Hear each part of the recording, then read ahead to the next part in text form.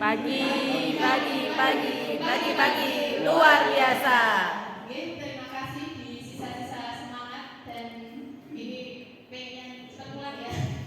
Sudah lebih dari jam 3. Izinkan saya untuk memaparkan laporan hasil orientasi pengenalan nilai dan etika dengan judul optimalisasi pelayanan pasien program rujuk balik atau yang biasa disebut PRB dengan inovasi proaktif dan sapa lansia Puskesmas Gandaria Surakarta.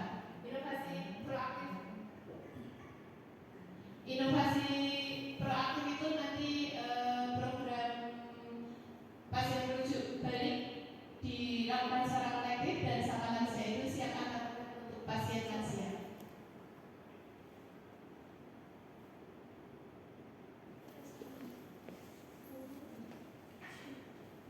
Untuk latar belakangnya, yang latar belakangi keputusan Lembaga Administrasi Negara Nomor 289 tahun 2022 tentang pedoman orientasi P3K adalah Undang-Undang Nomor 5 tahun 2014 tentang ASN menjadi titik awal perubahan pengelolaan kepegawaian di Indonesia.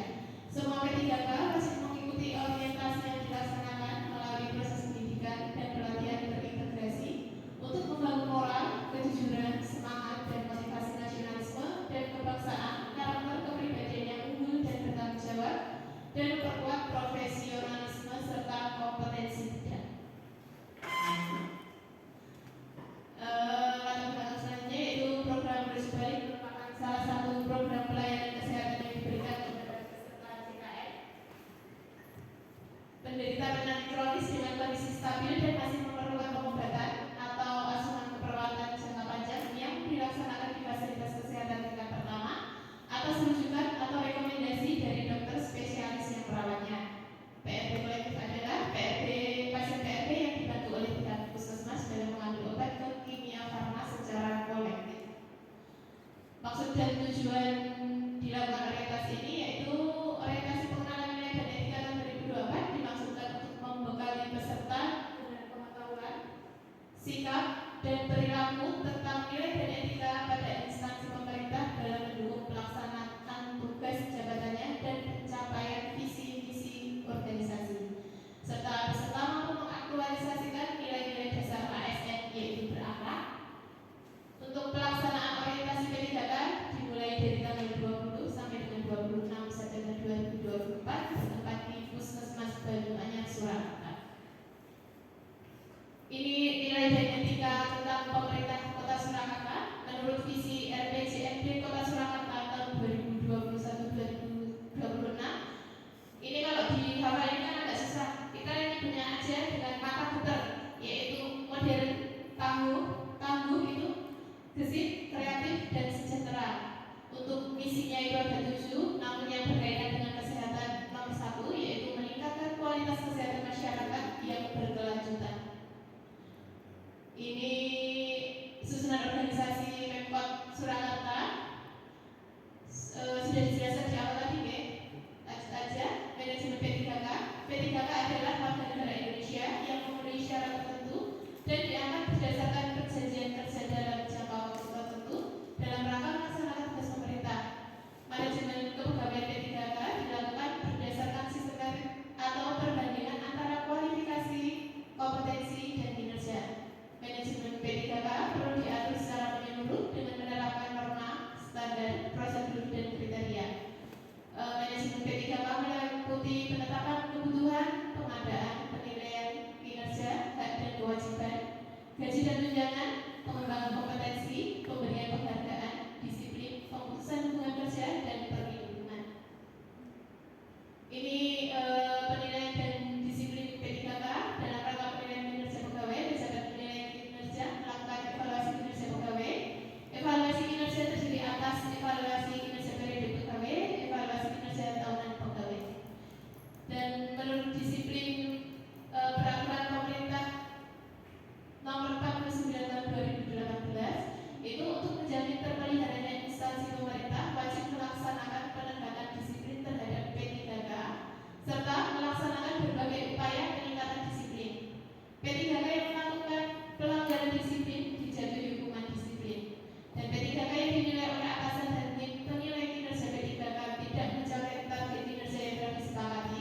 dalam perjanjian kerja bisa diberhentikan dari P3K. Ini untuk Dinas Kesehatan Kota Surakarta. Visinya mewujudkan Dinas Kesehatan Kota Surakarta yaitu ikhlas dalam memberikan pelayanan prima. Untuk misinya memberikan pelayanan prima yang berorientasi pada kesesuaian peraturan perundangan yang berlaku, keterbukaan informasi dan kejelasan. Yang kedua, meningkatkan kualitas SDM aparatur secara periodik dan berkelanjutan. Yang ketiga, mengembangkan sarana dan prasarana serta memutakhirkan teknologi informasi. Untuk tujuannya yaitu terwujudnya masyarakat yang sehat dan tangguh, dan sasaran meningkatnya kualitas pembangunan kesehatan masyarakat, meningkatnya kualitas pembangunan kesehatan masyarakat. Untuk program strategisnya yaitu penyusunan strategi komunikasi perubahan perilaku untuk mencapai zero stunting. Ini SOPK Dinas Kesehatan Surakarta dan sudah dilanjutkan ya. Awal, lanjut saja. Untuk Puskesmas Banyuanyar Surakarta mempunyai misi mewujudkan masyarakat sehat di wilayah kerja UUGF Puskesmas Banyuanyar. Dan misinya itu ada 4. Yang pertama, memelihara dan meningkatkan kesehatan perorangan, keluarga, dan masyarakat. Yang kedua, mendorong kemandirian masyarakat untuk berperilaku hidup bersih dan sehat. Yang ketiga, tertib administrasi. Yang keempat, menerapkan pelayanan sesuai standar. Untuk tata nilai yang sering kita lakukan yaitu ceria, itu boleh dicatatkan empati, ramah, inisiatif, dan akuntabel. Ini susunan organisasi tempat kerjanya Puskesmas Banyuanyar. Lanjut. Ini dikepalai oleh Kepala Puskesmas, kemudian di bawahnya ada Kepala Tata Usaha, penanggung jawab UKM esensial dan keperawatan masyarakat, penanggung jawab UKM pengembangan, penanggung jawab UKP kefarmasian dan laboratorium, penanggung jawab jaringan pelayanan puskesmas dan jajaran puskesmas, penanggung jawab bangunan prasarana dan peralatan puskesmas, penanggung jawab mutu, kelompok jabatan fungsional dan jabatan pelaksana. Ini tugas pokok dan fungsi apoteker menurut uraian tugas yang pernah disosialisasikan. Untuk apoteker itu ada 11. Yang pertama, melakukan penilaian terhadap pemasok terkait dokumen kefarmasian, mengesahkan berita acara penerimaan sediaan farmasi, atas dan BNKB, melakukan stok opnam, mengkaji permintaan sediaan farmasi, atas dan BNKB, melaksanakan pendistribusian sediaan farmasi, atas dan BNKB, melakukan pemeriksaan dan penyerahan obat disertai dengan pemberian informasi. Kemudian melakukan pemeriksaan konseling penggunaan obat, melakukan konseling obat pada pasien dengan penyakit kronis, melakukan konseling penggunaan obat khusus HIV, hepatitis dan TBC. Kemudian melakukan penelusuran dan pengkajian catatan medik, melakukan pemantauan kondisi pasien, dan melakukan validasi atau verifikasi terhadap mesin insiler. Ini dari rumusan masalah yang kita ambil judul optimalisasi pelayanan pasien program rujuk balik tadi. Identifikasi isunya yaitu rendahnya kunjungan balik pasien program rujuk balik ke puskesmas berdampak pada kondisi kesehatan pasien, yaitu meningkatkan resiko terjadinya komplikasi penyakit yang mengakibatkan tingginya biaya pengobatan. Isu yang diangkat yaitu pasien program rujuk balik tidak melakukan kunjungan balik ke puskesmas karena merasa tidak efisien secara waktu dan tenaga, harus mengambil obat di luar puskesmas, yaitu di apotek yang bekerjasama dengan BPJS. Untuk sekarang kita di 2 Kimia Farma Adi Sucipto dan Kimia Farma Kadmiro. Pasien program rujuk balik didominasi oleh lansia sehingga kesulitan untuk mengakses obat di luar puskesmas. Dari identifikasi isu dan isu yang diangkat, saya mengambil judul yaitu optimalisasi pelayanan pasien program rujuk balik atau PRB dengan inovasi proaktif dan sapa lansia Puskesmas Banyuanyar Surakarta. Ini dari inovasi yang telah dibuat proaktif dan sapa lansia. Kegiatan ini sejalan dan selaras dengan visi Puskesmas Banyuanyar, yaitu mewujudkan masyarakat sehat di wilayah Puskesmas Banyuanyar dan mendukung visi Dinas Kesehatan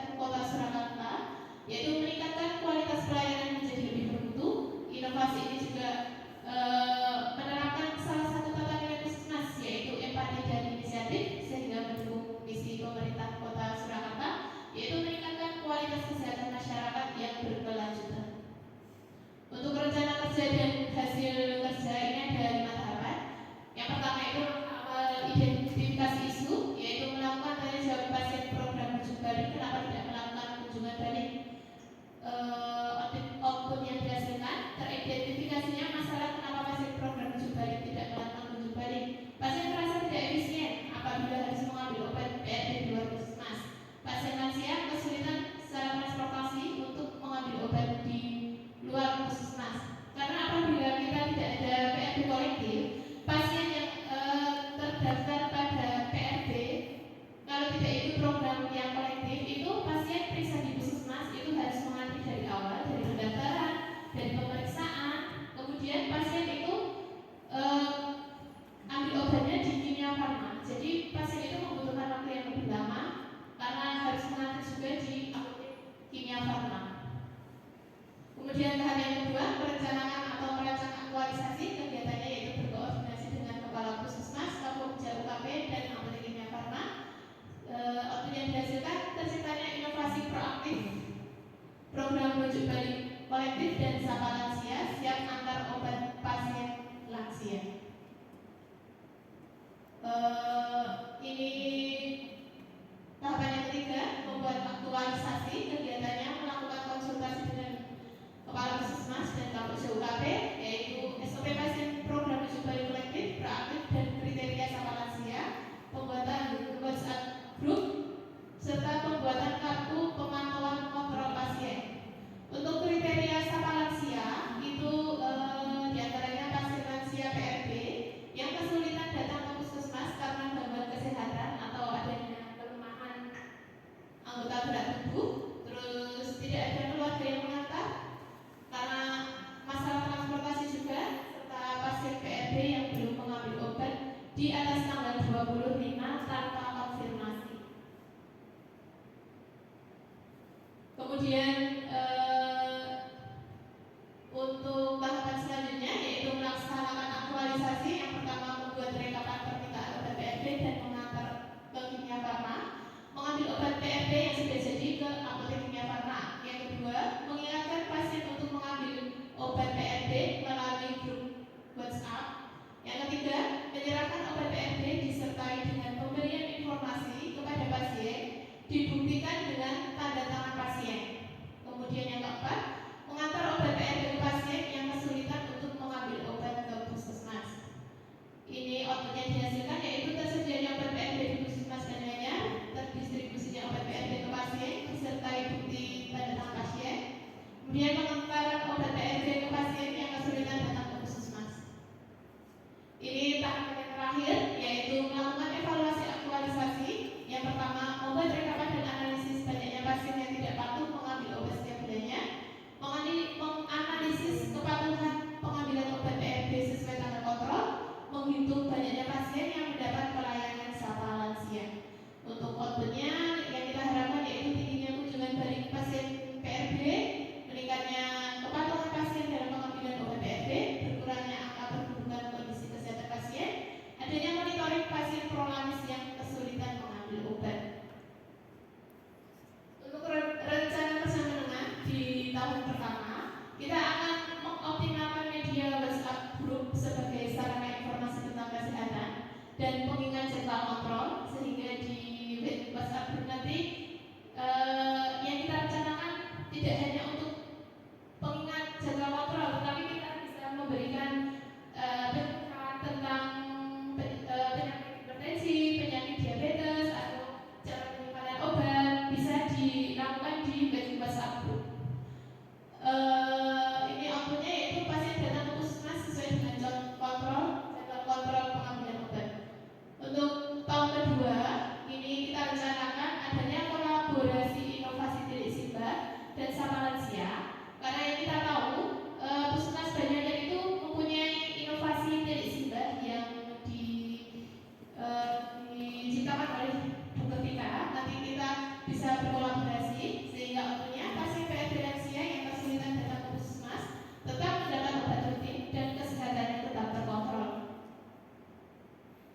Ini tahun ketiga melakukan survei kepada pasien PRP tentang inovasi proaktif untuk mengetahui kekurangan dan manfaat yang dirasakan pasien. Ini outputnya mengetahui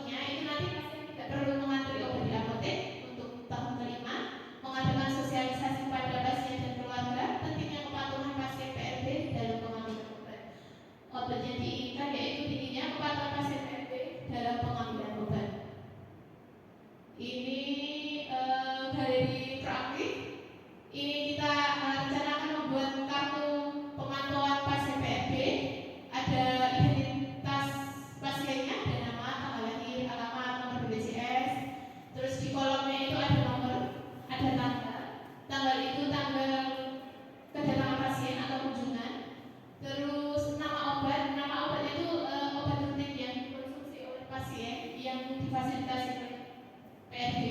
Kemudian tanggal kontrol itu nanti kita tulis pasien seharusnya datang di tanggal berapa. Kemudian ada kolom sisa obat. Apabila pasien itu memang rutin minum obat, seharusnya ketika datang ke puskesmas itu obatnya atau sesuai dengan jadwal kontrolnya. Tidak ada sisa yang banyak. Ini kita uji coba yang pakai WhatsApp. Ada pasien yang memang sampai tanggal 25 tidak mengambil obat. Itu contohnya ada pasien yang di sini, ada Bapak Siken, itu kita ingatkan untuk mengambil obat. Beliau juga mengkonfirmasi untuk akan mengambil obat di hari berikutnya. Kemudian ada juga yang di tengah ini itu ada pasien yang dikonfirmasi diingatkan untuk mengambil obat, dan itu untuk pasien sendiri kita tidak berhasil menemukan nomor HP-nya, tapi kita tanya ke Tinara karena kita di puskesmas ada sistem Tinara. Kita tanya untuk keluarga atas nama bapak ini, kita kemudian dihubungkan dengan anaknya. Kita tanya kenapa bapak ini tidak mengambil obat sampai akhir bulan. Itu ternyata selama ini yang mengambil obatnya itu istrinya, dan ketika istrinya itu meninggal, anaknya itu tidak tahu kalau ternyata obat rutin selama ini itu didapatnya dari puskesmas. Kemudian kita bisa yang ini tuh kita mengingatkan untuk pasien mengambil obat ini kenapa tidak mengambil obat. Dia mengkonfirmasi karena masih di luar kota dan akan mengambil di hari berikutnya kalau sudah sampai Solo. Ini rencana kita akan membuat grup sehingga bisa mengoptimalkan informasi tentang kesehatan dan jadwal kontrol serta pemilihan pasien nanti. Ini untuk dari sama lansia, yaitu siap antar obat pasien lansia. Ini yang pertama, beliau ini tidak mengambil obat sampai akhir bulan, dihubungi juga nggak bisa. Itu ketika kita datang ke rumahnya, kenapa pasien tidak mengambil obat? Karena beliau juga malas buat datang bolak-balik ke puskesmas karena beliau itu sudah terjadwal untuk melakukan fisioterapi. Gitu. Terus ini ada Bapak Palu juga. Bapak Palu ini kita datang ke rumahnya.